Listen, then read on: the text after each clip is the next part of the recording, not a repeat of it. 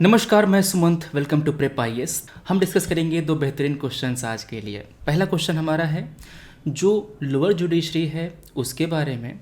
हम लोग इसके साथ जो इश्यूज़ है उसको देखेंगे। हम लोग जो क्वेश्चन है थीम बेस्ड देते हैं, मतलब टॉपिक को कवर करते जाते हैं। टॉपिक के अलग अलग डायमेंशन हम लोग अपने अलग अलग डेज़ के क्वेश्चन में देखते चलते हैं। जो टेलीग्राम ग्रुप है वहाँ पर आपको अपने आंसर सबमिट करने हैं, उसका लिंक डिस्क्रिप्शन में दिया गया है। वहाँ पर आपके बाकी दोस्तों के आंसर्स भी लिखे गए हैं, तो उनको देखिएगा, सीखिएगा कि आंसर कैसे लिखा जाता है।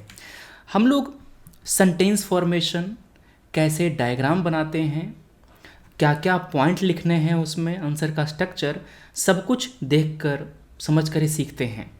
ठीक है ना। काफ़ी अच्छे आंसर लिखते हैं आप लोग, मैंने देखा है इम्प्रूवमेंट काफ़ी हुआ है पहले से। आगे भी चीज़ें चलती रहेंगी। पहला सवाल हमारा है, for the justice delivery system to work for the ordinary citizen it is imperative that the issues affecting the functioning of the lower courts in India be urgently addressed. Discuss कीजिए। सवाल दो तरह के होते हैं। एक होता है कि सवाल में ही आपसे पूछा जाता है कि discuss the issues affecting the lower judiciary. आपको सीधा सीधा पता है कि मेरे को इश्यूज के बारे में ही डिस्कस करना है। आगे बोलेगा also suggest the measure for its improved working. तो यहाँ पर आपको जो मेजर है वो सजेस्ट करने हैं। समझ रहे बात। तो क्वेश्चन इस तरह का होता है जहाँ पर आपसे सीधा पूछा जाता है कि आपको क्या आंसर करना है। एक क्वेश्चन होता है इस तरह का, ठीक है ना, कि जहाँ पर आपको ढूंढना पड़ता है कि मैं क्या क्या इसमें एड्रेस करूँ। आपको एक स्टेटमेंट दे दिया गया, कह दिया गया कि उसको आप डिस्कस कीजिए। ठीक है। कह रहा है कि अगर हमारा जो सिस्टम डिलीवरी जस्टिस का जो है, अगर काम करना है ऑर्डिनरी सिटीज़न के लिए, तो ये बताओ सबसे ज़्यादा इंट्रैक्शन ऑर्डिनरी सिटीजन का किससे होता है? लोअर एडमिनिस्ट्रेशन से, लोअर जुडिशरी से।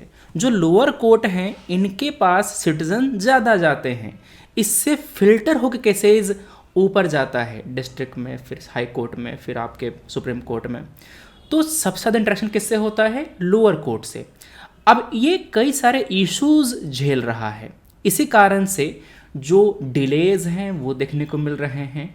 क्वालिटी जजमेंट नहीं देखने को मिल रहा है क्योंकि यहाँ पर क्वालिटी जजेस नहीं आ रहे हैं।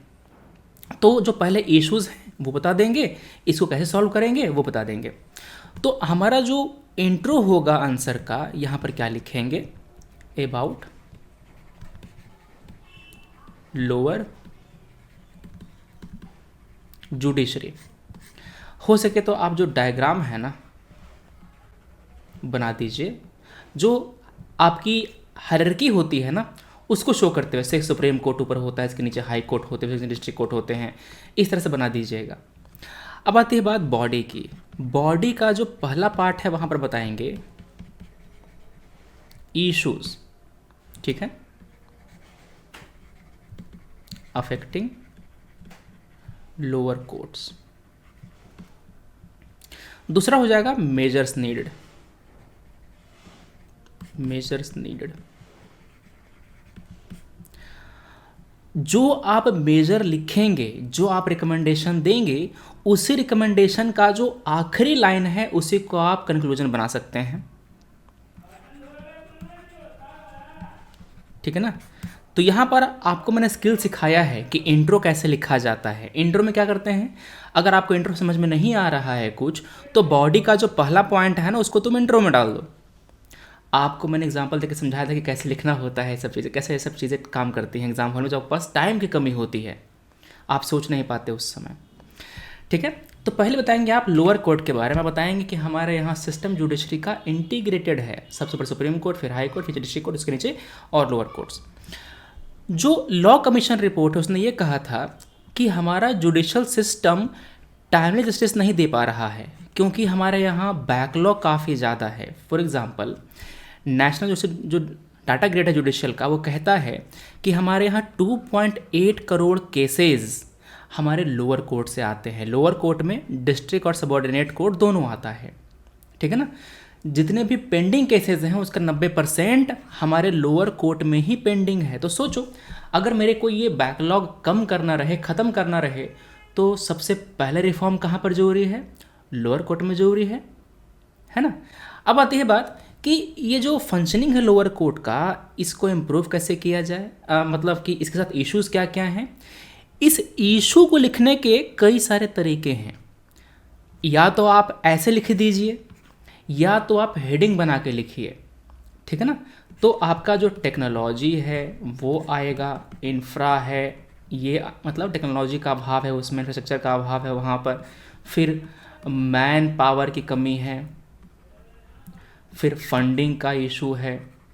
इसमें हर पॉइंट में आपको एक दो पॉइंट आ जाएंगे। जैसे कि मैन पावर में 2 बातें आएंगी, एक कोर्ट का जो जज है वो भी आएगा कि हमें जितने जज चाहिए थे उतने जज हैं नहीं, वैकेंसी काफ़ी ज़्यादा है, ठीक है ना। तो वैकेंसी, ये पॉइंट आ जाएगा। दूसरा, क्वालिटी ऑफ जजेस, क्वालिटी ऑफ जजेस ये आ जाएगा। इसके बाद आपका जो दूसरे मैन पावर हैं, जैसे कि जो जुडिशियल एडमिनिस्ट्रेशन है, जुडिशियल एडमिनिस्ट्रेशन है, इसमें इंगेज्ड हैं, वो आएंगे। टेक्नोलॉजी में क्या आएगा, जो कंप्यूटराइजेशन है, डिजिटाइजेशन है, वो आएगा। लाइव स्ट्रीमिंग आएगी, है ना।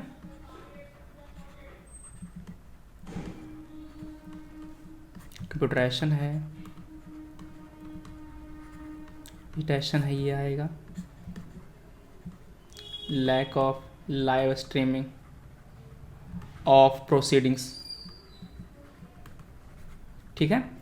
इसके बाद आप ये बताएंगे कि हमारे यहाँ कोर्ट रूम की भी कमी है, जो कोर्ट रूम है लोअर कोर्ट में उसकी भी कमी है, ठीक है। जो बजटरी एलोकेशन है वो पूरे बजट का केवल 0.1 से 0.4% तक ही होता है जुडिशरी पर।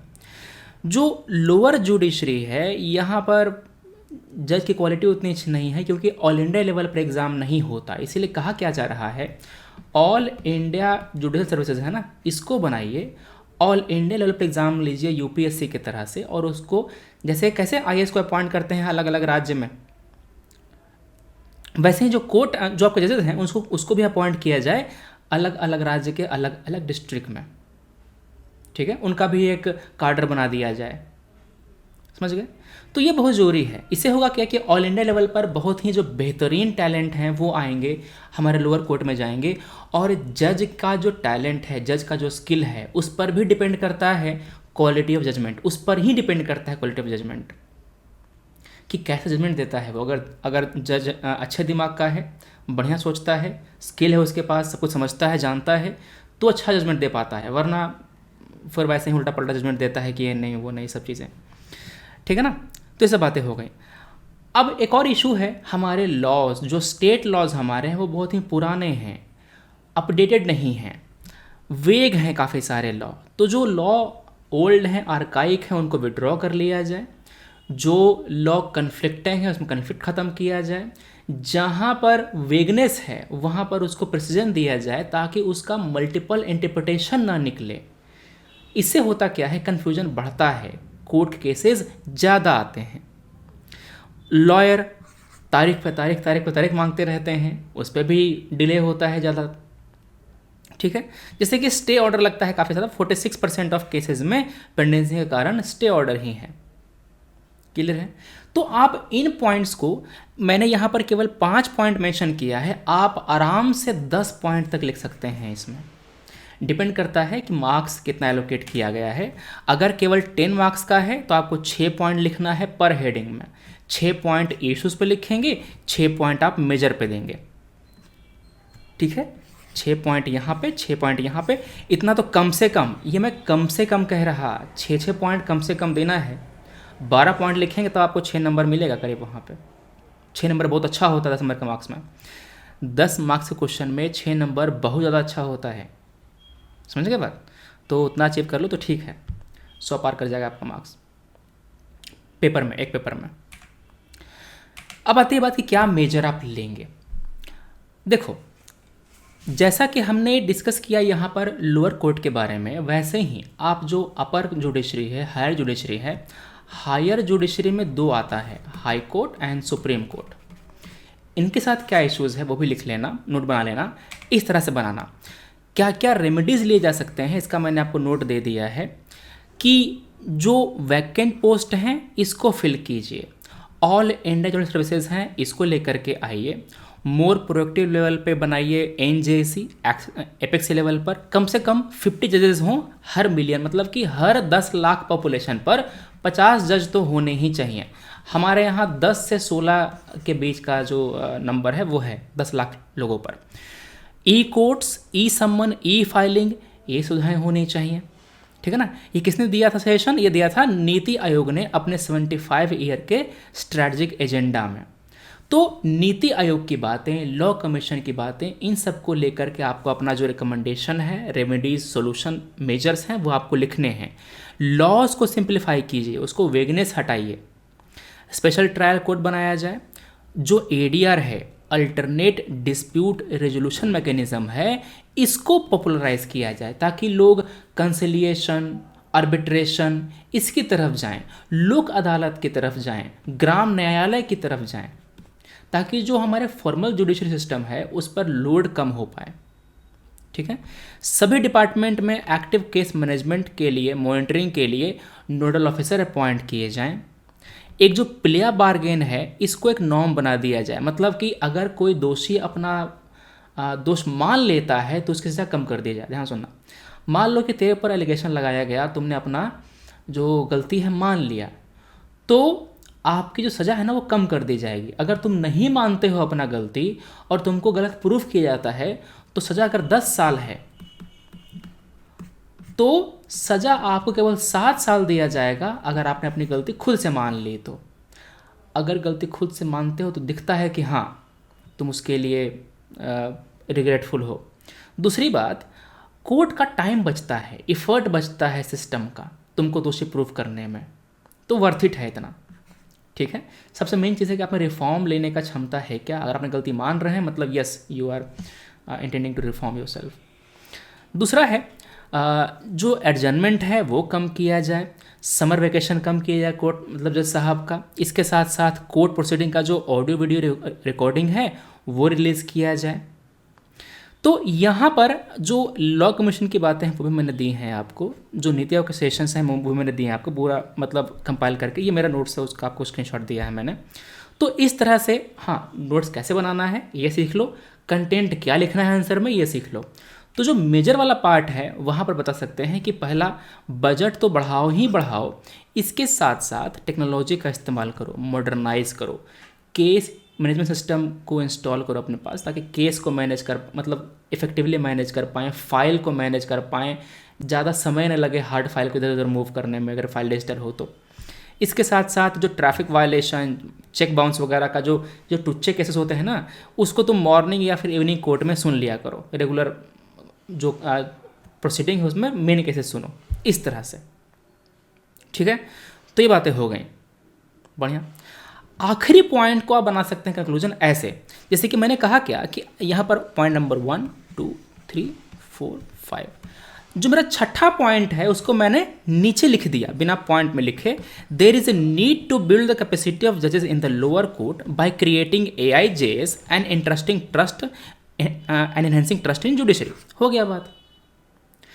आखिरी पॉइंट को तुम कंक्लूजन बना दो, तुम्हारा काम हो जाएगा, टेंशन नहीं लेना है ज़्यादा, ठीक है। चलो, तो अपना जो आंसर है मैच करना कि तुमने कौन से पॉइंट लिखे हैं। तो अगर तुमने पॉइंट मिस किया है इनमें से कोई भी, तो आपका जो कॉपी का मार्जिन है वहाँ पर अपने पॉइंट को लिख लीजिए, ताकि आगे जब आप रिवाइज करें तो आपको पॉइंट याद है कि हाँ मैंने यहाँ पर ये पॉइंट नहीं लिखा था, मेरा छूट गया था।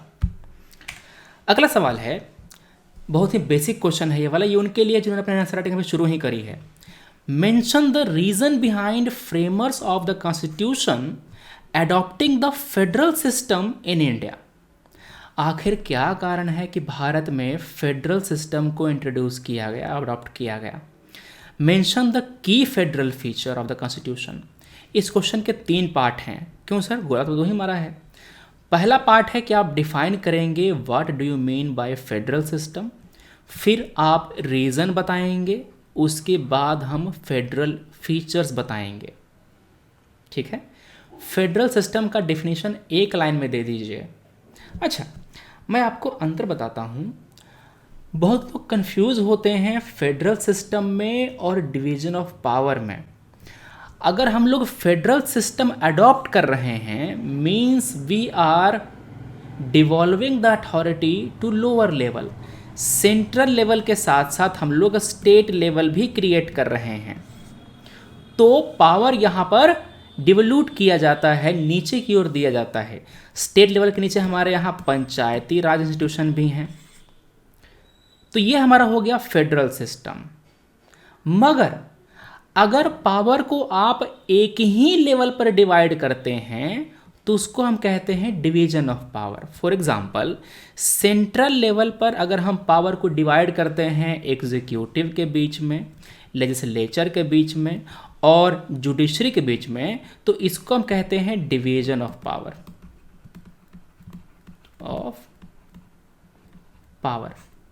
ठीक है ना।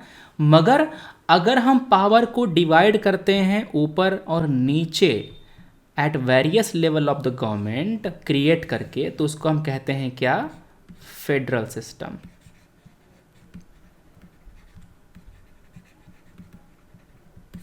ठीक है, दोनों मंत्र समझ गए।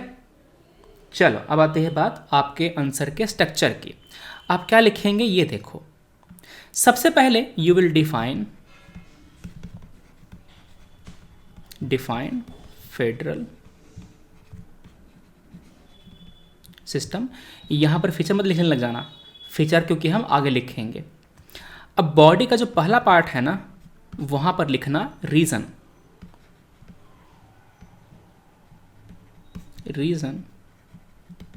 Behind adoption of federal system in India. Body का जो सेकंड पार्ट है हम बताएंगे की फेडरल फीचर्स।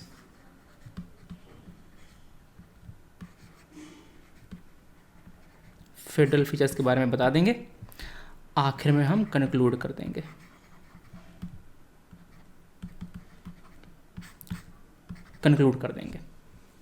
ओके, ठीक है ना। तो ये बातें हो गई। तो चलो डिफाइन करते हैं what is federal system.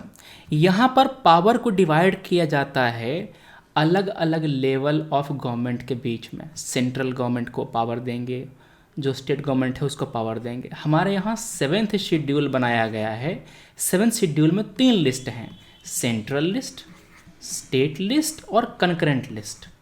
Central पे लॉ बनाएगा पार्लियामेंट, एग्जीक्यूट करेगा पार्लियामेंट, जो सेंट्रल एग्जीक्यूटिव है वो central council of minister. State पे लॉ बनाएगा हमारा स्टेट लेजिस्लेचर, एग्जीक्यूट करेगा हमारा राज्य की सरकार। और जो दोनों को है वो है आपका कंकरेंट लिस्ट। अब हमने फेडरल सिस्टम को हमने अडॉप्ट क्यों किया? क्योंकि हमारा कंट्री काफ़ी ज़्यादा डाइवर्स है, सब कॉन्टिनेंट साइज़ का है, डाइवर्सिटी इतनी ज़्यादा है ना कि हम यहाँ पर यूनिफॉर्मिटी अफोर्ड नहीं कर सकते पूरे सिस्टम पे, पूरे गवर्नेंस के लेवल पे। तो जो सब्जेक्ट जहाँ पर हम यूनिफॉर्मिटी अडॉप्ट कर सकते हैं, जहाँ पर यूनिफॉर्मिटी चाहिए होता है, वो हमने रखा है सेंट्रल लेवल पर, उसको हमने डेवलप नहीं किया है। फॉर एग्जांपल बैंकिंग, फाइनेंस, ठीक है ना, military, foreign affairs, post, railway, ये सब जो सब्जेक्ट हैं वो पूरे देश के लिए कॉमन होता है, पूरे देश को इंटीग्रेट करता है, तो ये यूनियन को दिया गया।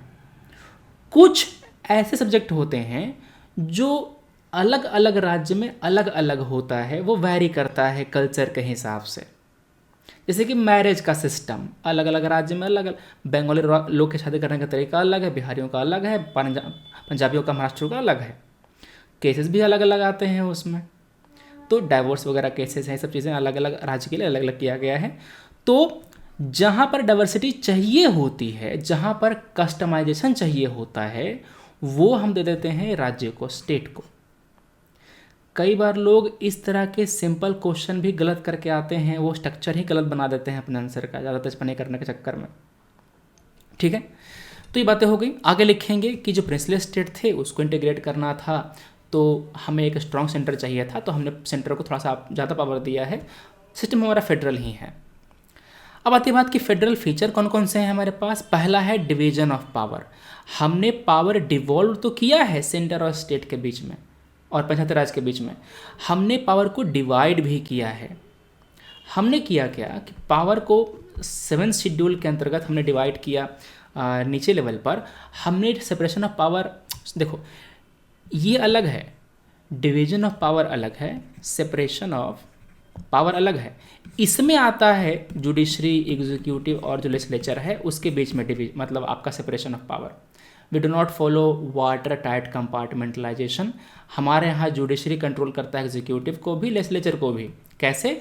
जुडिशियल रिव्यू वाले फीचर से, उस कॉन्सेप्ट से। ठीक है, तो सेपरेशन ऑफ पावर एक टेक्निकल टर्म है, division of power technical term नहीं है। ठीक है ना। अगर मैं कहता हूं सेपरेशन ऑफ पावर तो आप सेंटर, स्टेट, पंचायत नहीं समझेंगे, आप जुडिशरी, एग्जीक्यूटिव, लेजिस्लेचर समझेंगे। समझ गए बात? संविधान हमारे यहाँ सुप्रीम है, उसी की चलती है, सारे प्रोविजन उसी के इम्प्लीमेंट होते हैं। अगर पार्लियामेंट का, स्टेट लेजिस्लेचर का, एग्जीक्यूटिव का कोई भी एक्शन वायलेट करता है कॉन्स्टिट्यूशन के किसी प्रोविजन को, तो हमारा कोर्ट उसको स्ट्राइक डाउन कर सकता है। जुडिशियल रिव्यू का पावर केवल सुप्रीम कोर्ट और हाई कोर्ट के पास होता है, मतलब कि केवल हायर जुडिशरी के पास होता है, डिस्ट्रिक्ट कोर्ट के पास नहीं है रिव्यू करने का पावर। ठीक है, आगे आते हैं बातें। हमारा कॉन्स्टिट्यूशन रिटन है, हमारे कई सारे प्रोविज़न को अमेंड करने के लिए पार्लियामेंट स्टेट की हेल्प लेता है, उसका एसेंट चाहिए होता है, ratification of half of the state, याद है ना। संविधान हमारा रिजिड है, मतलब कि मदद चाहिए होती है, और कुछ केस में हमको स्टेट का भी मदद चाहिए होता है। जुडिशरी इंडिपेंडेंट है सेंटर से, इसके पास पावर है जुडिशल रिव्यू का भी। सेंटर हमारे यहाँ बाइकम्युनलिज्म है, इसका मतलब ये है कि सेंटर में स्टेट का भी रिप्रेजेंटेशन है राज्यसभा के जरिए। तो आपने ये फेडरल फीचर्स लिख दिए, क्लियर है। आप बताएंगे कि हमारे यहाँ फेडरल फीचर तो है, मगर हमारे यहाँ यूनियन थोड़ा ज़्यादा स्ट्रॉन्ग है। वाई? ताकि हम जो कंट्री का जो यूनिटी है, इंटीग्रिटी है, वो मेंटेन रखें, देश की एकता बनाए रखें, ये सब चीज़ें। तो ये हो गई बातें आपकी। और यहाँ पर आप जो पॉइंट हैं वो मैच करेंगे अपना, कि कौन से पॉइंट आपने लिखा है, कौन सा पॉइंट आपने छोड़ा है। समझ गए बात? यहाँ पे ये डिवीजन है ना, इसको तुम सेपरेशन ऑफ लिख लो अच्छे से, सेपरेशन ऑफ पावर ज़्यादा अप्रोप्रिएट है यहाँ पे।